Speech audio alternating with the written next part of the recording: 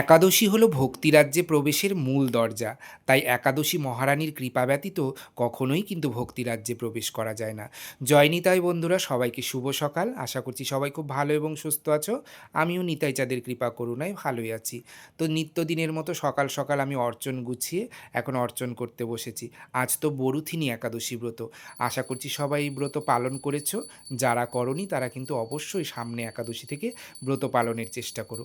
ও হ্যাঁ, অনেকে একটা প্রশ্ন করে থাকে যে একাদশী ব্রত কবে থেকে ধরতে হবে? শুনেছি উত্থান একাদশী থেকে নাকি একাদশী ধরতে হয়। না, এরকম কোনো শাস্ত্রে নিয়ম নেই যে উত্থান একাদশী থেকেই তোমাকে ধরতে হবে। সামনে যে একাদশী আছে সেই একাদশী থেকেই তোমরা কিন্তু ব্রত পালন করবে।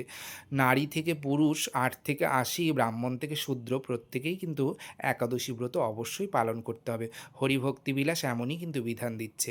তো যাই হোক, সকাল সকাল অর্চনও হয়ে গেল। আর আজকে যেহেতু একাদশী তাই লালের উপর একটা শৃঙ্গার করেছি।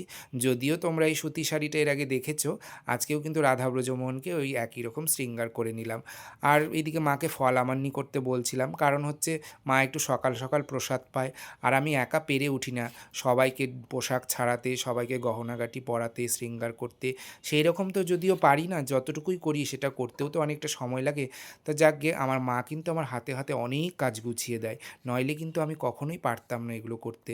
তো সকাল সকাল বাল্যভোগও লাগিয়ে দিলাম। সকাল সকাল বাল্যভোগ লাগালে কি হবে, একাদশীর দিন কিন্তু ১২টার আগে প্রসাদ নেওয়া উচিত নয়। একমাত্র যারা অসুস্থ তারাই কিন্তু বা শিশু যারা আছো তারা কিন্তু প্রসাদ নেবে।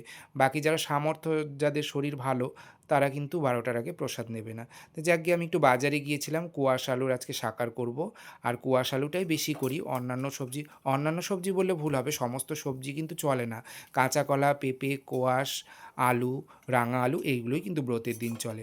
আর এই যে সেই পাঁপড়গুলো, যদিও খুব একটা বানাতে পারিনি, রোজ ভাবি আজ বানাবো, কিন্তু ওয়েদারটা প্রত্যেক দিন সমান থাকে না।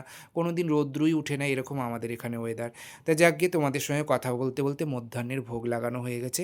ফল, শাঁকার আর ওই সেই পাঁপড়গুলো, এই পাঁপড়গুলো ভেজে আজকে ভোগ লাগিয়েছি।